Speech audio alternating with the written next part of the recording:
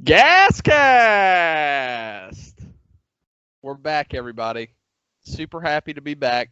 Me and Ricky Quay back at it. It's been a while.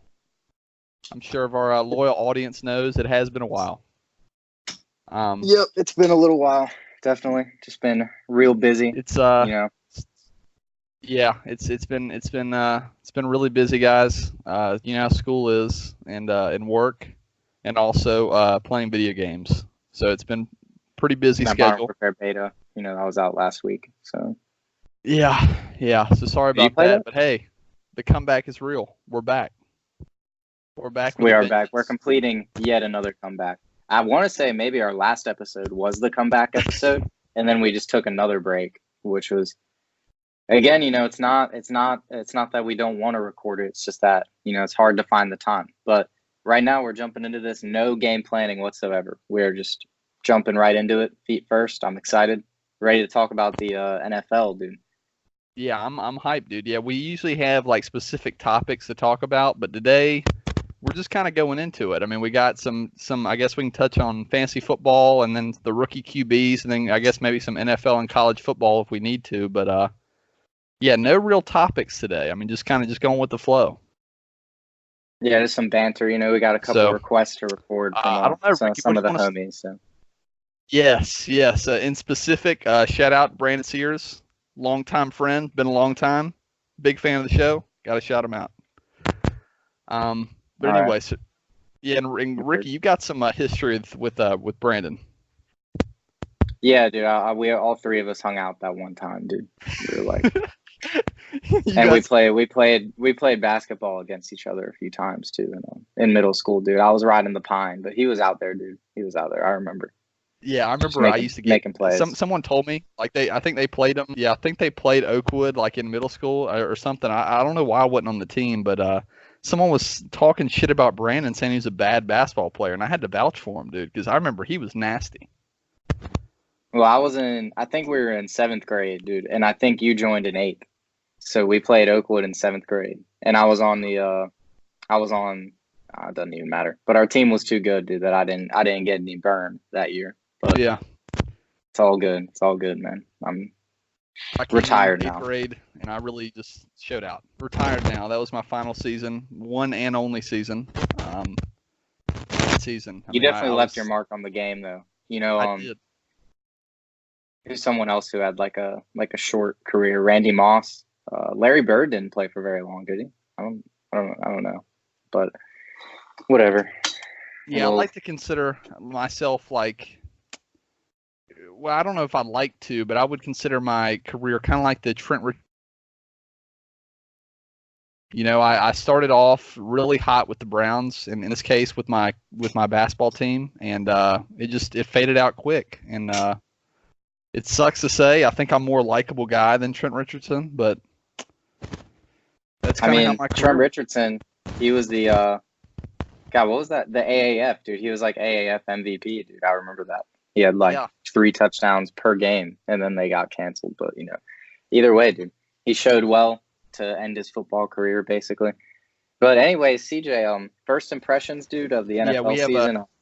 Our 2 teams are actually the 2 worst in the NFL, it looks like. So we have an interesting perspective, definitely.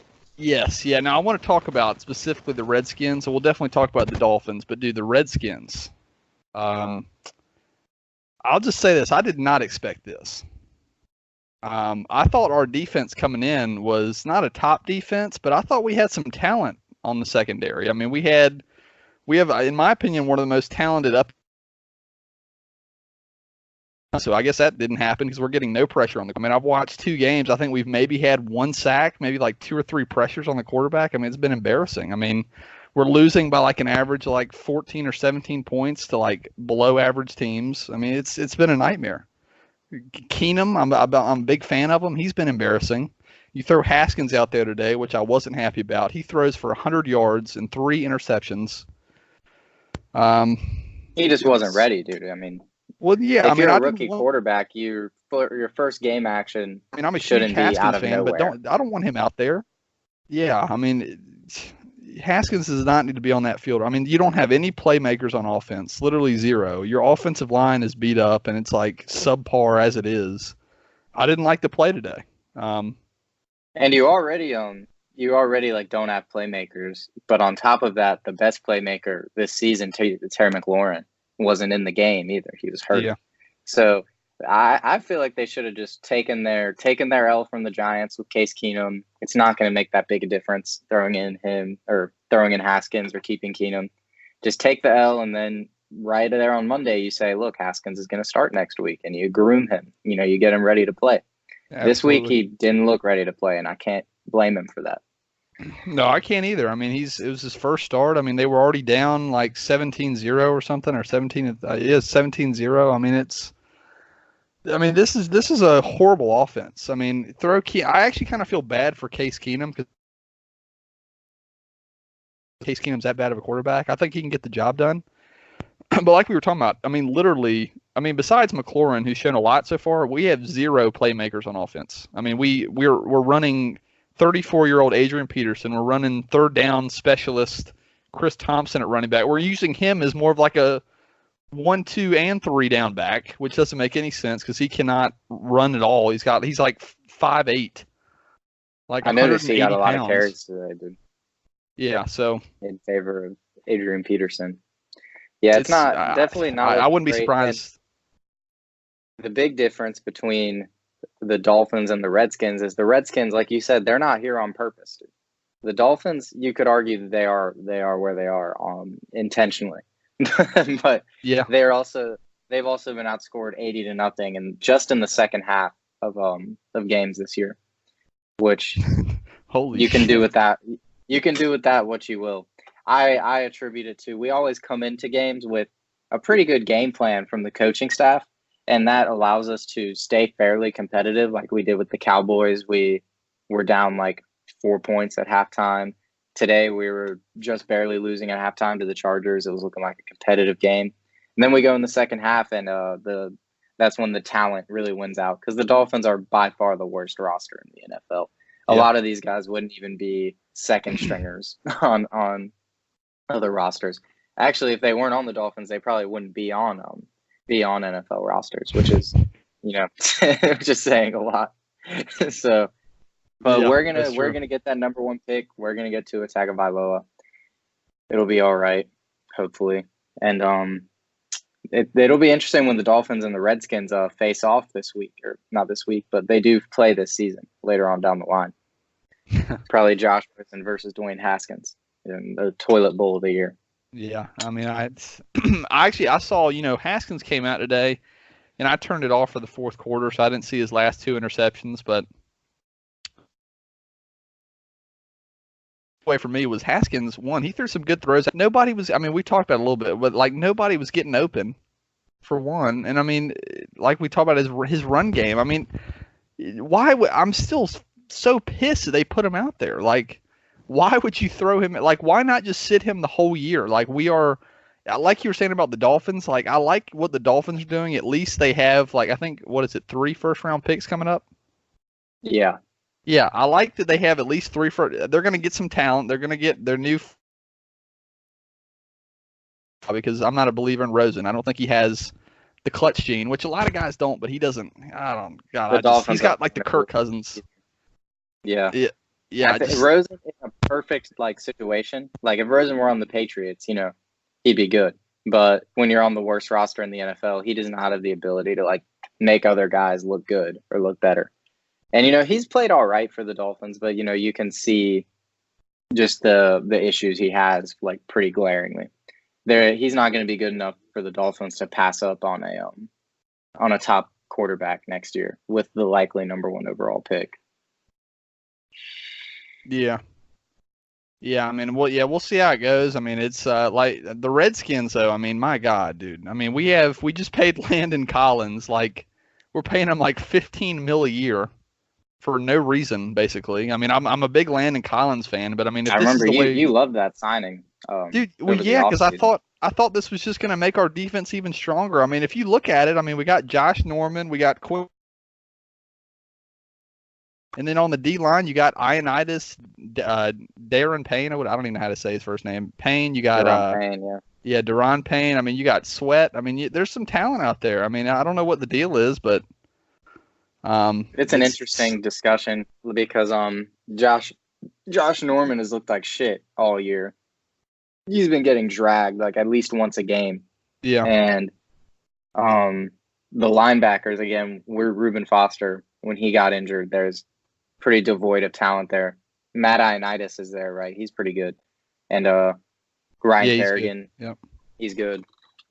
But again, there's just not enough. When the offense isn't helping the defense at all, the offense isn't getting first down most of the game. It's hard for the defense to play well. And then you add to that, Landon Collins isn't like a free range. He's not a rangy safety. He's a play the run safety. So they have no one to stop the pass in the secondary, really. Yeah. As Jared Goff throws a fucking boneheaded interception. That's awesome. I mean, we're starting Cole Holcomb and John Bostic at middle linebacker. So, I mean, I watched the game today. They were getting shredded. I mean, they were missing tackles, horrible in zone coverage up the middle. I mean, it was bad. And like you said, I mean, if the offense isn't helping you out, it's hard for the defense to get you together. And Jay Gruden, you can suck one, dude. I hate Jay Gruden. Like, I literally despise Jay Gruden. Like, I don't think he's like a horrible coach, but like, I don't think he has leadership qualities. Like, I think he's more of like an offensive coordinator, quarterback coach guy. And even then, he makes some questionable decisions with the offense too. As far as just like managing the team, he makes some pretty questionable moves, which like that reflects what you said, that he's just not really a head coach. He's not cut out to run the whole ship. Yeah, no, he's a joke, dude. I mean, we have to get a new guy in here. I mean, it's immediately. Like, after this game. I mean, today was a horrible performance, to say the least. I mean, it was an absolute embarrassment. I mean, it was got it. I mean, they got drubbed 24-3 against the Giants. Like, that's pretty bad for the Giants defense has been very beatable all year. Like, and Daniel Jones didn't play the best either. The Skins had a couple interceptions. But. Yeah, absolutely. Oh, this game could have gotten really out of hand. They even had a goal line fumble at the 2-yard line.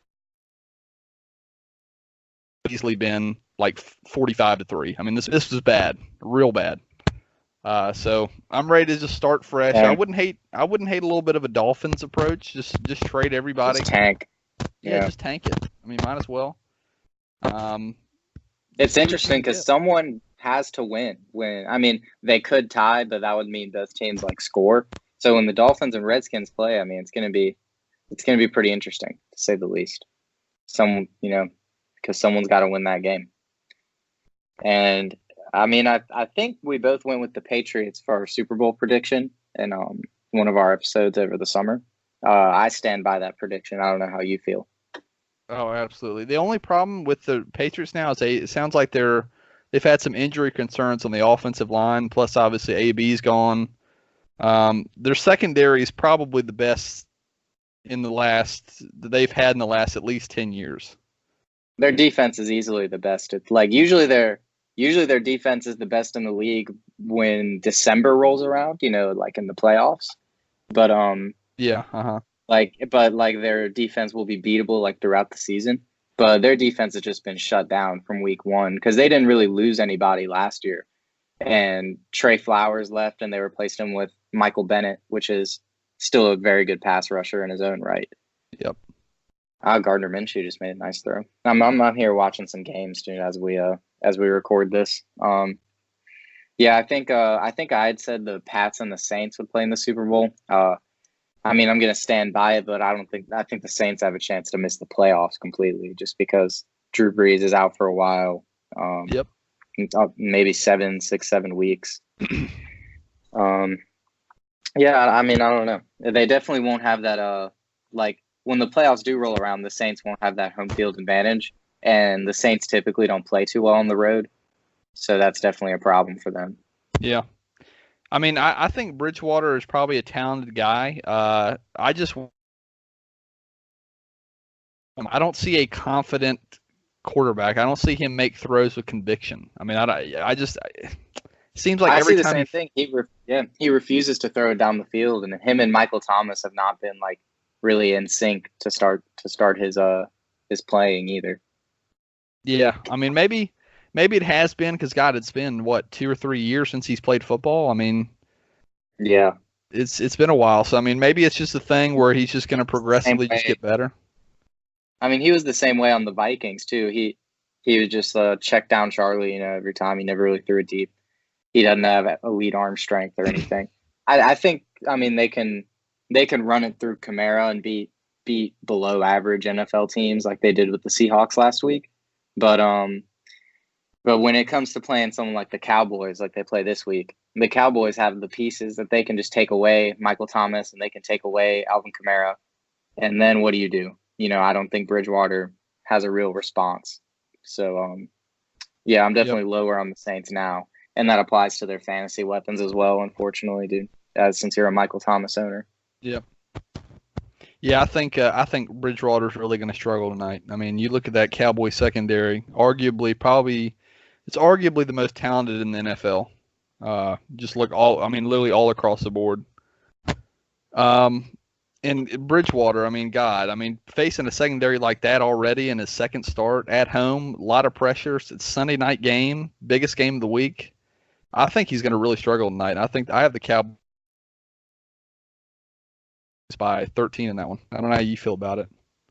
Yeah, I'd lean the same way. Wow, and the fucking Buccaneers are about to go up 14-0 on the Rams. Dude, I tried to pick up Jameis in my fantasy league, but somebody scooped him because I saw him last week and he was threading the needle with some throws. I was impressed. He's making some nice plays right now. It's just when's he going to throw like his 3 boneheaded interceptions a game? Yeah, Dude, yeah. Marcus Mariota played well today too, which is just I'm surprised exemplary of how bad the Falcons are. Yeah, dude, Matt The Ryan. Falcons have been playing like shit. Matt Ryan played like shit today, dude. Dude, Matt Ryan he didn't have a touchdown. Yeah, dude, if I'm the Falcons, I'm looking for a quarterback in next year's draft or this year's draft. Like, Matt Ryan does not look good. Hey, I hate to say this in the middle of the recording, dude. No, there's a little bit of feedback coming through your mic, a little bit of static, but it's gone now. Oh, is there? Dude. Oh, it's good? Okay, cool. Yeah, we're good now, dude. I don't know if you saw Nick Chubb, dude. I'm a Nick Chubb owner. He got 40 points for me this week. Damn, dude. No, I didn't see that. Oh my god. Dude, I actually have the two of the top 3 running backs, him and Austin Eckler. I played both of them this week.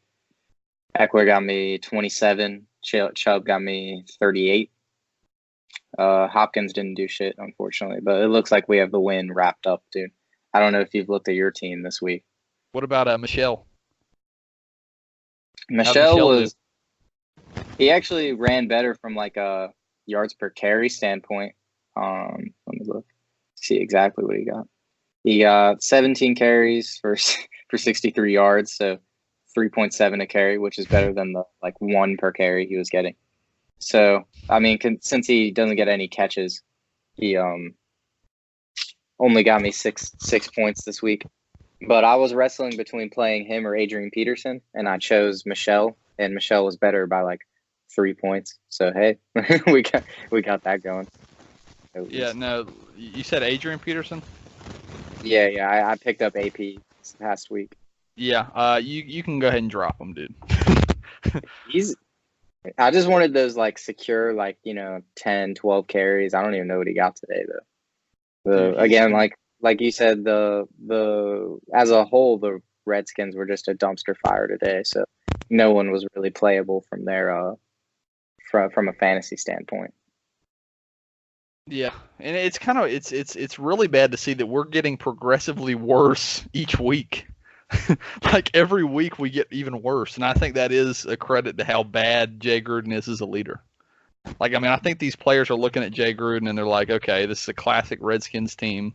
We're going to be like around 500 or like 7-9, and we're like Jay Gruden's been here for 6 years. He has not proven anything. Like, this is a Like, I don't even know why I'm watching this.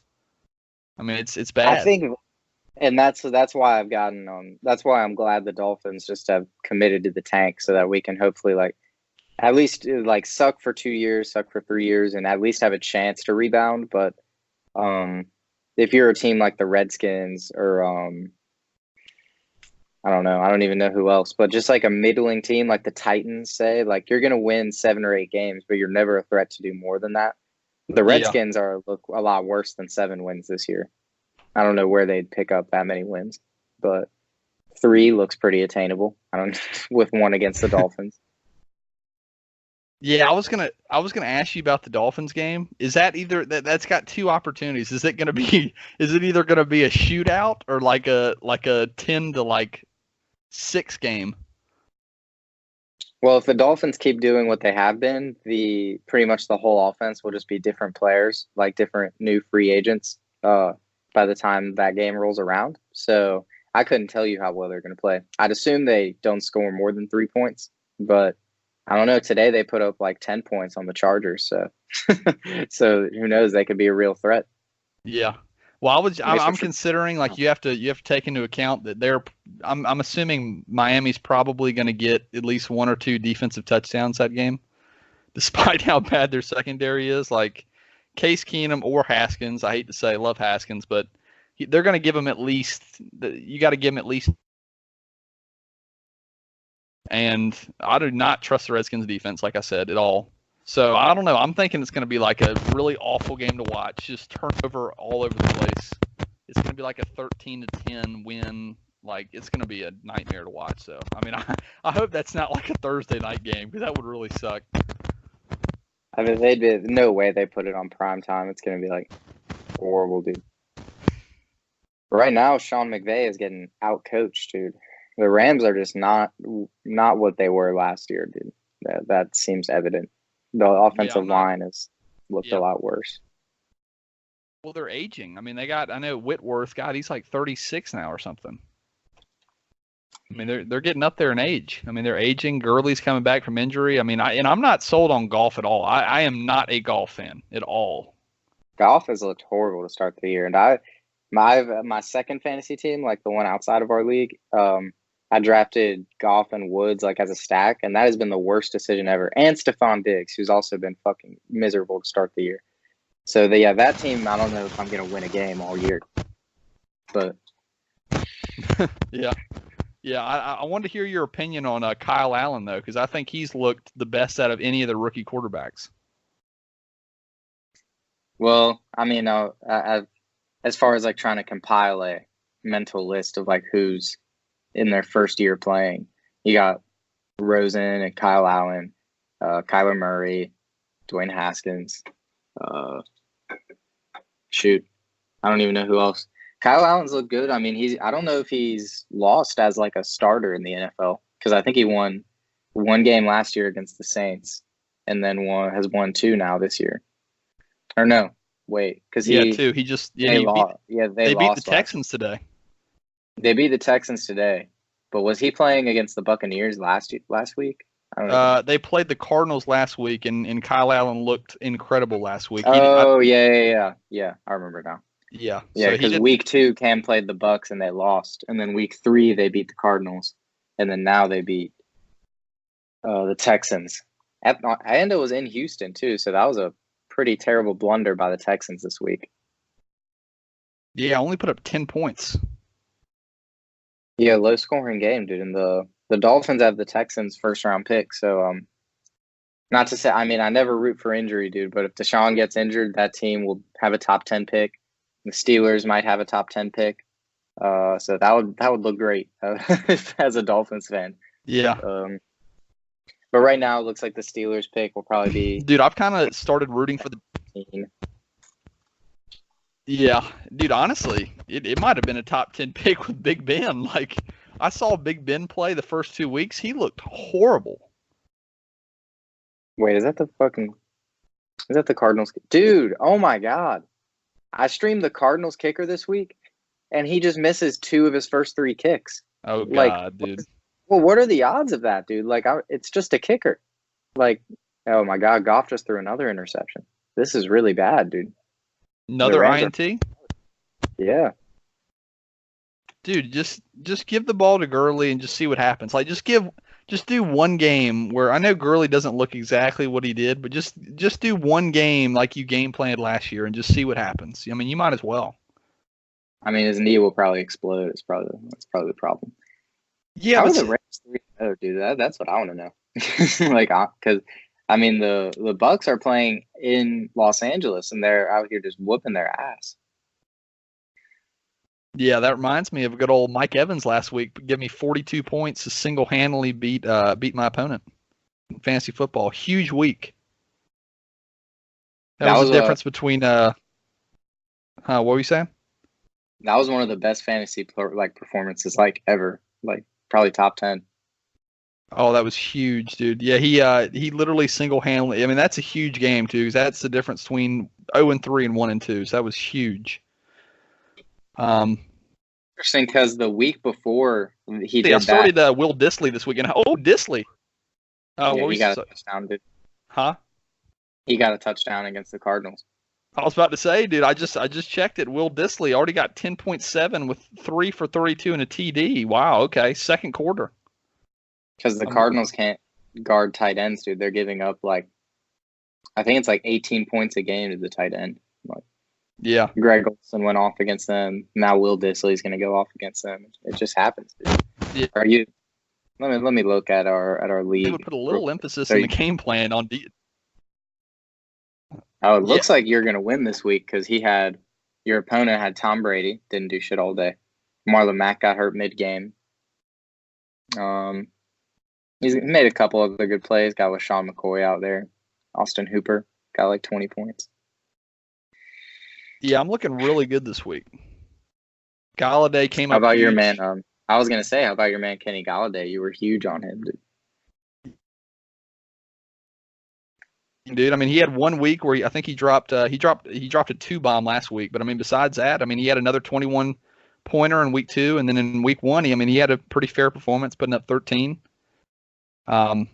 So I mean, he's what I projected. I mean, Galladay, I watched a lot of Lions games last year. He's a beast. I think he's going to be future star in the league. I mean, he's already a star, but I think he's just going to continue to develop. And I'm a huge Galladay fan. Also, the Lions wide receiver core is not that deep. I mean, Marvin, he's been going a while. I mean, he's getting up there in age, and you got Amendola who's 34. So pretty confident in where Galladay's at. Amendola was out this week too, so that's why Galladay got all those looks. Galladay would have had a third touchdown, but they called it incomplete, but it should have been complete, and he would have had 6 for 85 and 3 touchdowns, which would have been crazy. So I guess they just called it incomplete on the field, and there wasn't sufficient evidence or something. Yeah, they called it incomplete, but it was clearly it seemed complete to me. But actually, no, it was the other way around. It was one ref called it complete, another ref with a different angle called it incomplete, and then I think they ruled it incomplete, and then couldn't overturn it because the ball was moving at the end or some crap. I don't know, but man, I gotta ask, what led you to play Daniel Jones over Stafford this week? The only reason I did that was because Stafford was ruled questionable. So when did you make that? When did you make that defense switch? Are going to be at home. I made that switch late last night. Dude, that's tough. They said Stafford would have some injuries, problems. I couldn't take the risk, dude. The worst thing is when you have a questionable guy, and then he's ruled out, and you have 0 points going for your quarterback. I mean, that's the worst. So I just couldn't take that risk. So I just threw Daniel Jones in there. You said it doesn't feel great having the projection saying say 0. Yeah, I mean, Stafford did his thing. I mean, dude, I'm a Stafford guy. I think the Lions might be the real deal this year, dude. First time in a while. Yeah, they just barely lost. They lost on a last-second touchdown to the Chiefs, who are supposed to be one of the better teams in the NFL, which I don't personally agree with, but they do have the best quarterback in the NFL, so that that's the reason they won the game in the first place against the Lions. With Alex Smith, they definitely lose that game. I didn't even know they lost. I'm just seeing they lost. Yeah, the Lions lost. Like I think the Chiefs got the ball back with like a minute left and went down and scored. But the Lions did everything they could. Galladay caught a touchdown that seemed like it was going to win the game. But Yeah, Josh Jacobs have a great week this week, though. Dude, yeah, you're having a big week this week. Huge. I guess the name Tactical Nuke Coming is. I mean, it's all in the name. Literally, we were on a skid, dude. We'd lost 2 weeks in a row. God, you're blowing out good old. Yeah, you've had a huge week. Huge. I like the Sterling Shepard choice too at receiver. Yeah, he wasn't my flex with Terry McLaurin there at wide receiver too, but McLaurin got ruled out, had to pivot. I'm glad, dude. He throws the ball to Shepard like fucking 12 times a game. It is awesome. Dude, I know. I was honestly looking up who had him, and I knew that depending on who had him, I was going to try to make the trade for him because God, he just guns it to Shepard, dude. I mean, that's his easily number one guy. Because who else do they have, dude? I mean, they like everyone sells out to stop Evan Ingram, and then Sterling Shepard's just there, dude. And they don't he runs out of the slot a lot, so there's not like number one corners guarding Sterling Shepard either. He was like butt naked open for a touchdown that Jones didn't throw to him. But if he had looked his way, you're talking about a 15-point week. Or not 15 point, you're talking about another 20-point week. So that would have been nice. 20. DeAndre Hopkins had a second yeah. Bad week. What? Yeah, Hopkins has had 3 bad weeks in a row after starting out with like a great game. That's a little worrisome for me. Yeah, I in the draft, I think I had picks. I think it was at 6, I think, and I had a choice between Michael Thomas and Hopkins. I ended up taking Michael Thomas. There's just my gut was telling me, dude. I don't know what it was that Hopkins was going to have some inconsistency problems this year. So I remember I was picking at 7, and I was hyped when you took him instead of Hopkins. But hey, I mean they're looking pretty even so far. Listen to the these next few weeks for DeAndre Hopkins though. Atlanta, Kansas City, Indy, and Oakland. If he doesn't go off in all of those games, I don't know yep. None of them have a corner that can guard him. But you know the Panthers aren't supposed to either. So what are you going to say? I don't know. The thing that for all you any Hopkins owners listening, I encourage you not to panic. Don't trade him for someone shitty, because if the Texans don't score all day, Hopkins isn't going to score. When you should be worried is if the Texans put up 30 points and Hopkins doesn't get much. Then you can be concerned. But right now, definitely not panicked at all. I'm chilling. Yeah, that's a good point, dude. Yeah, I hate the panic. Don't ever panic on players unless it's over halfway through the fantasy season and you're not seeing the production you want to see, and there's not real reason why that's happening. Then you might want to start looking for somebody. But at this point, week 4, I would definitely not panic yet. I would hold on to him at least for another 3-4 weeks. I mean, you see it with Devontae Adams. People were panicking, starting to trade him away for not great trade packages, and then he goes out and has a career night this past week on Thursday against the Eagles. Had like 200 yards, 10 catches. It was pretty crazy. But yeah. If I knew that they were trying to trade Devontae Adams, I would have hopped all over him. Because unfortunately, Finelli said, I had Devontae Adams last year, and he just carried my team all year, so I really wanted him back this year. But I think he went. Actually, no. I guess Adams and Hopkins were on the board when I was picking. No, no, I'm not really sure, honestly. If Finelli is Devontae Adams, when did he take him? Fuck. Took him right after. I think maybe like 8. I think. But Finelli was picking top 3, I think. Yeah, but dude, I almost took, honestly, in my spot, like I was deciding between Michael Thomas and Devontae Adams. Like I wasn't even thinking about Hopkins. I was telling you about the consistency issues. But dude, I was thinking Devontae Adams is going to have a huge year this year. And I still think he's going to. He just started out the year a little slow, but the Packers did as a whole. They started slow. Oh, I remember what it was. It's that I took Hopkins Absolutely. and Adams And a went. little tip out there to all fantasy owners. Oh, sorry, what were you saying? That Finelli got Adams because he traded for him from Quinn. He traded like Mike Evans and somebody for Adams. Yeah, So that's how. Quinn's not the best fantasy guy.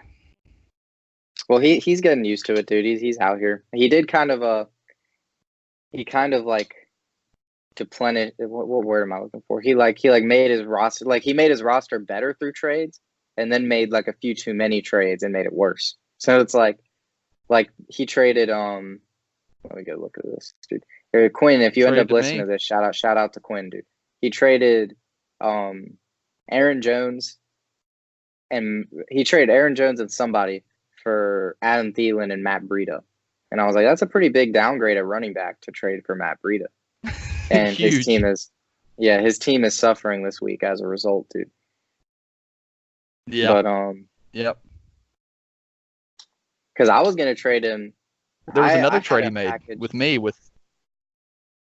Yeah, you robbed him, dude. You traded for Mike Evans, and then Evans had that 40-point week right after. Oh yeah, I love that, dude. Touchdown, Todd Gurley. Oh, I love it. See, I was considering trading for Gurley this past week. Yeah, I was too. Yeah, I was. Shout out to J. Lou. Obviously, we've made a few shout outs over the few other podcasts, but J. Lou's been talking to me about fantasy decisions, and feeling pretty good this week because it was a big debate between Mecole Hardman and Tyrell.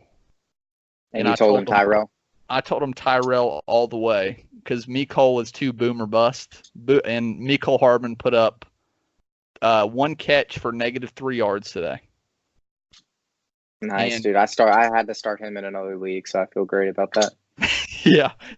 And Tyrell caught. It wasn't the biggest week, but still, I mean, he caught 3 for 35 and a touchdown. So I mean, still like he had a second touchdown in his hands. Way better than Mecole. Derek Carr threw it behind him. Yeah, dude, that's that expert GasCast advice coming in, getting J. Lou hopefully a win on the week. But yeah, because he actually was one of the people who requested that we need to make another episode, partially because he needs help with fantasy, dude. And, absolutely. Yep. Yeah, I wish I could see his roster so I could just go through it and just read week 5 start sit decisions and just give him that analysis, you know. But yep. Don't have that at hand. Well, I've actually got it. Actually, I have his team. Okay, are you guys in the same league? Nah, he sent it to me because like I was telling you, he tells me, he asked me fantasy choices like what he should do and stuff. So I kind of give him advice. One was at the start of the year, there was some receiver he traded for Keenan Allen. And I said, dude, Keenan Allen's going to be a top 5 receiver this year. And lo and behold, he's like number 1 right now. Keenan Allen's putting up huge numbers. Allen didn't do much today against the Dolphins, which I said that was going to happen. Actually, I predicted that because 1, Xavier Howard, 2, I was like, dude, they're going to be winning by so much against the Dolphins that they're not going to need Keenan Allen, and lo and behold, that's how it went. But last week, dude, they literally just it seemed like every play they were just throwing to Keenan Allen. He ended up with like 200 yards. It was like 180 yards and a couple touchdowns or something, but. Yeah, that was definitely a good call with Keenan Allen. I wanted to have him on one of my teams this year, but he was like I was picking at the back of every draft, and he was going like at the top of the 3rd round, which isn't where I was picking, unfortunately. Yeah, I tried to make a trade earlier in the year after I think even week 1, I think, and Michael Thomas put up like 18 that week. It was like 10 for 80, so I mean that was a pretty big week. But I tried to trade Michael Thomas for Keenan Allen straight up, and I think Julian has him, and Julian wouldn't accept it. I was pretty upset about that. Dude, Julian's a huge Keenan Allen fan. Because I guess he is, because I know I am, and I believe totally in Keenan Allen just because of the volume, dude. I mean, he's probably the best route runner in the league, or one of them, but God, the volume he gets. I mean, it's even more than Michael Thomas, and not as much anymore because of Bridgewater, but Michael Thomas, dude, they run him like a damn dog.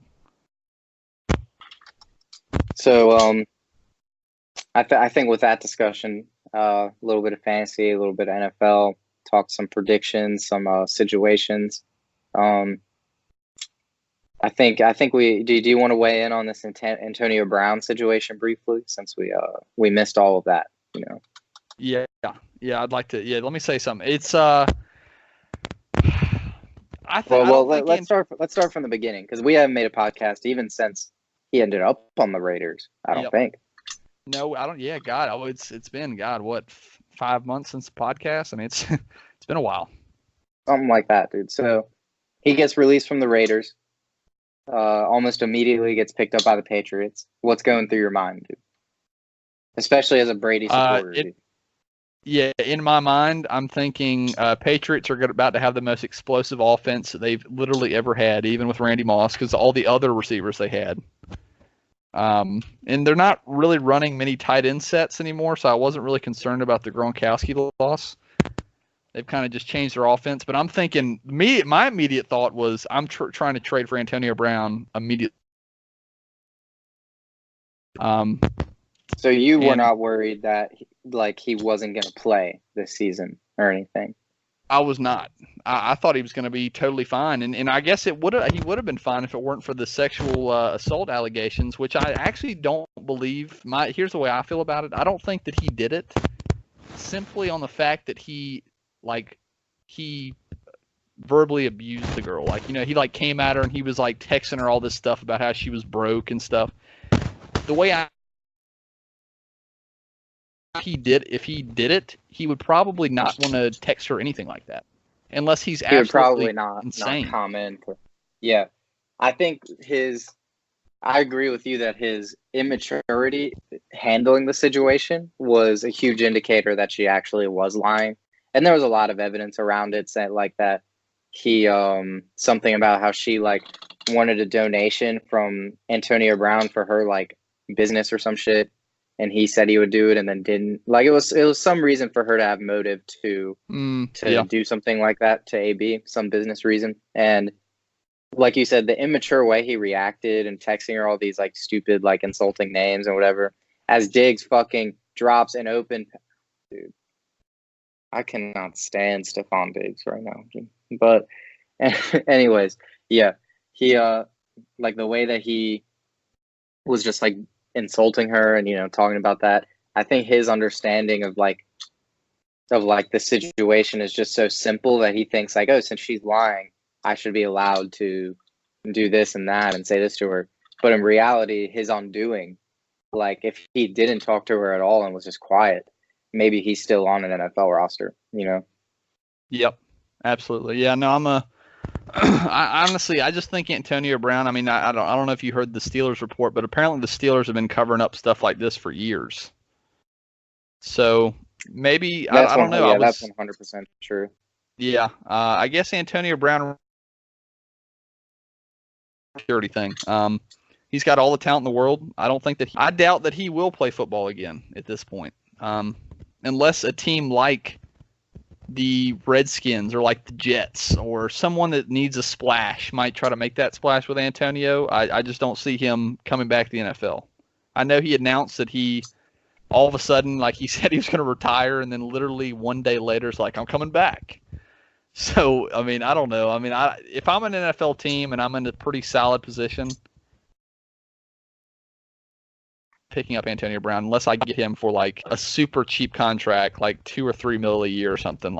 Something super cheap. But I'm an Antonio Brown guy. I think he is. I think it is a maturity thing, but I also think that he actually is a pretty good guy. I will say I'm just basing this off Hard Knocks, but he does seem like a pretty genuinely decent dude. So we'll see what happens. I don't think we'll see him play football for at least this season. Yeah, I agree. I will agree with that. Going from the Raiders, it was easy to see him being able to get just picked up by another team and play, but getting dismissed from another team, he's definitely he's too much of a distraction at this point. And again, maybe if he can get his mind right and just let all this hype die down for a season and just try and come back next season, maybe he's got a chance. But as it stands right now, he's just way too much of a distraction to be on a team, especially joining mid-season. Like, Yep. really, the only team I could see doing that is the Jets, just because like they're still convinced that they're like a playoff contender, even though they're total ass. Like, and so Yep. they're convinced like, oh, we're gonna get Darnold back, and we're gonna like. So Yeah, I could see them maybe trying to do that, but even then, that's a stretch. Yeah, no, yeah, we'll see how it goes. Like I was saying though, I could honestly, I could see him going to a team like either like the Panthers or Redskins, or like a team that is like that needs a splash playmaker, like we both said, the Jets. I mean, it's a team that like they need they need a playmaker in the receiving core. But it won't come this season, so probably next season, if at all. But we'll see. But I like him.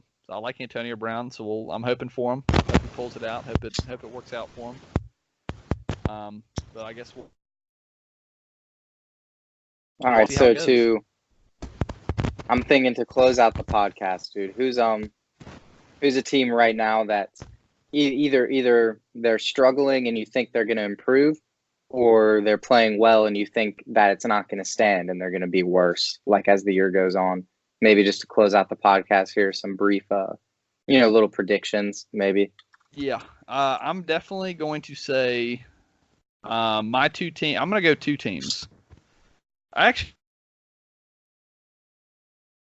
going to name a few. I think the Bears are going to start struggling because I am not sold on Mitchell Trubisky at all. At all. I think Trubisky sucks. Like, I'm straight up going to say it. I think Trubisky is horrible. Like, I hate Mitchell Trubisky as a quarterback. And the defense, to me, can only carry you so far because the Bears, they have like nobody on offense. I don't know. I mean, to me, a great defense is great and all, and the Bears have a great defense, transcendent defense, like a 2000 Ravens or something like that, or like I think 2013 Broncos or anything like that. So I don't know if the defense can carry the load as far as like how bad the offense is going to be. I think the Bears are going to struggle on offense this year. Another team, the Saints, Teddy Bridgewater, like we talked about earlier, not sold on Teddy Bridgewater. I don't think he's confident enough in his abilities yet. Maybe he'll get more confident as the season goes on. He'll get more as he gets more starts under his belt. They'll start to struggle. And my third team is going to be the Rams because not a Jared Goff guy. And Gurley struggling, and as we see today, 21-7 against the Bucs at home. So that's already your first sign. So I think those are probably my three teams that are going to start struggling. All right, and I'm taking a look at this right now, and a couple teams that stand out to me. First, go to the AFC South. The Colts. The Colts are a team that I thought would be like when Luck retired. I still thought that they're well coached and they have talent. That they would definitely be okay. I predicted like 7-9 with Brissett. Right now they're 2-2 and they're atop the division. They just lost to the Raiders this week, and I think the Colts are a team that'll probably bottom out a little bit. We'll start to see them because they wouldn't do the week 2-1. I still think they finish probably 7-9, and you see the Texans and Titans atop that division. I just think the Titans defense they just do not match up well this year. The Titans will probably outclass them totally on defense. And then moving over we'll stay in the AFC for a second. The Broncos have started 0-3. I don't think they're going to be like a perpetually like horrible team. I think they're going to be closer to the 500 mark as well by the time the year wraps up. And we move over to the NFC. I only have one team to talk about here, and it is the 49ers, dude. The 49ers started the year 3-0. Jimmy Garoppolo has not played well. They turned the ball over, I think, 5 times against the Steelers and still won that game because the Steelers were just more terrible than the Niners last week. But both teams, I am low on both of them. I think the 49ers, similar to the Broncos, finish around 8-8 probably. I think the Seahawks will finish above them in the division just because they have a much better quarterback. And I think the Cardinals are certainly capable of stealing a win from the Niners this year. So, yeah, that'll be my thing. And the Lions are a lot better than I think both of us were expecting. But absolutely. Yep. I expect that to keep up. I think the Lions will finish ahead of the Vikings, but not ahead of the Bears. Yeah, that was a good call about the Niners. They just didn't even cross my mind about them being 3-0. But no, I absolutely agree. They're not gonna. Yeah, I'm not. I said Garoppolo's kind of struggling. The defense is playing quote unquote great. We'll see how that keeps up. I mean, I guess they have okay talent on the defensive side of the ball. I mean, we'll see how it goes. Like you said, I could see them finishing like a 9-7 type mark. Will that win them the division? I mean, we'll see. I doubt it. I don't know. We'll see. Who do they have? The Seahawks in their division? Yeah, it's the Seahawks, the Rams. It's kind of interesting, right? Because we're both definitely lower on the Rams this year, but the Rams are kind of the undisputed best team in that division. Then you have the Seahawks and the Cardinals. So I could see that ending up being a close race there at the end of the year if the Rams kind of underperform in the middle stretch of the year, which it's looking like they might. Yeah, no, I think it's definitely between the Seahawks and Rams, so there's no doubt about it. The Niners, they're definitely going to start struggling, but I do like your prediction on like an 8-8, 9-7 for the Niners. Like you said, Garoppolo, I thought I was a Garoppolo guy, but he has not played that well. Whether he'll start playing good, I mean, he's coming off an injury, so maybe he'll turn it around. I guess we'll find out. He just makes a lot of stupid throws. You said you had to be somewhere at 5:30, right? It's 5:27. Yeah, but the podcast is more important, so we had to just finish it out real quick. Yeah, run a little overtime there. All right, we're just getting back in the swing of things still too, where just warming up. So if this episode felt a little too conversational for some people, we'll pick it up in the future. I kind of liked the direction this episode went. Really glad football is back, so I'm not bored as fuck like it was over the summer at some times. And I definitely care a lot less about the NBA now. But, talk to me in February. Maybe I'll be back on that. Yeah, well, I'm always loving the NBA, but for some reason, dude, I'm getting into football this year. It's probably most I've loved watching football in my entire life. So, I mean, it's gone to the point where because of the GasCast, dude. Yeah, the GasCast. So it's gone from me being like a total NBA guy all to it being like 50-50 basketball, football. So that's probably going to be better from a GasCast production standpoint and me knowing more about football. And also it's going to be more enjoyable to watch some of these games. So we'll see how it goes. Shout out ECU Pirates, big win yesterday, Old Dominion. Oh yeah, that was big. That was huge. I heard the Niners lost, by the way, just to throw that out there. Took that L to FAU, yeah. It's a damn shame. Yeah, that's a tough one. We'll see how our UNC almost beat Clemson though, which makes that Miami losing there at Miami lost at shocker. UNC on like a last second play, but then Clemson goes up there and barely wins. It came down to a 2-point conversion with UNC trying to win the game, and they make a fucking horrible triple option play call. It doesn't work. Clemson's all over it, but even Dabo admitted they outplayed and outcoached the Tigers. So, that makes Miami look a little bit better, but still. Yeah. I want to just touch on real quick also Felipe Franks. Ass. I'm not a fan of Felipe Franks at all. He is not good, dude. Well, what does Brandon say about that, dude? Does Brandon like him? I need to talk to him about it. I haven't talked to him about Felipe Franks and his thoughts on it. But, dude, he is, from what I've seen, he does not make very good reads and very good decisions with the football at all. The only, redeeming thing he has is that he's, 6'6" and, 250 or something. So he's, Miami would be there for a sack, and he'd just shake off 3 guys and turn it into a 4-yard gain, 5-yard gain, which is, and his ability on the QB sneak. But, he has that and he has arm strength. But again, like you said, he can't process defenses. He can't make short throws. He doesn't have much pocket presence. He has bad footwork. And he's just kind of dumb, dude. I don't like him. He flexes a lot.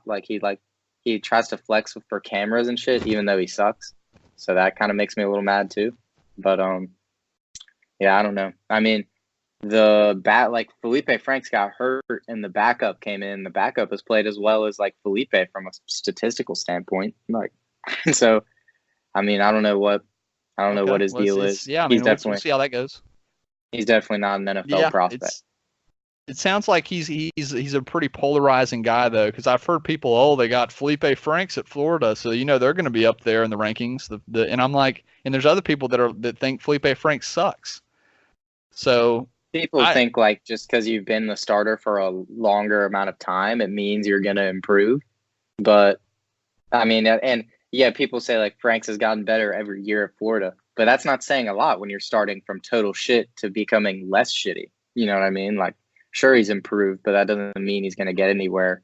Because, when you're talking about college quarterbacks, like a good college quarterback puts up video game numbers most of the time. Like you're talking about like every game is like 300 yards, a couple touchdowns. If you're Felipe and you take on a good defense and you can't get to 200 passing yards, like that's doesn't look good. Doesn't look good for you. That's all I'm saying. Yep. Especially when you play in the SEC. Yeah. But, so we went on a little tangent there. What'd you say? That we went on a little tangent there. We were in the wrap-up phase, but once we start talking about Florida, Yeah, I'm sure we'll get more into Felipe as the season goes on and a lot of other college football teams. But anyway, so that's probably it for this episode. Anything else you want to say, Ricky? Nah, man, I'm ready. You're good? Okay. All right. Well, I guess who knows what the schedule's going to look like for the GasCast. I'm assuming it's than the last one. I know we said that last time, but I feel like this time's going to be different. So, I'm not going to put a timetable on the next episode. I'm assuming maybe the next few weeks. Next week, hey, shoot, I mean, you never know. I mean, so maybe just stay tuned. I know our fall break is next weekend, dude. So who knows? Maybe then. Yeah. Okay. So yeah, I mean, who knows? Who knows? Just stay tuned. Stay updated on the Twitter. It's at what is it? GasCast, I think. Yeah, I think so. At GasCast. I'll link it in the description. Yeah, at GasCast. And most I guess importantly, keep gassing. Yeah, I was gonna say, as always, and as most important, stay gassing.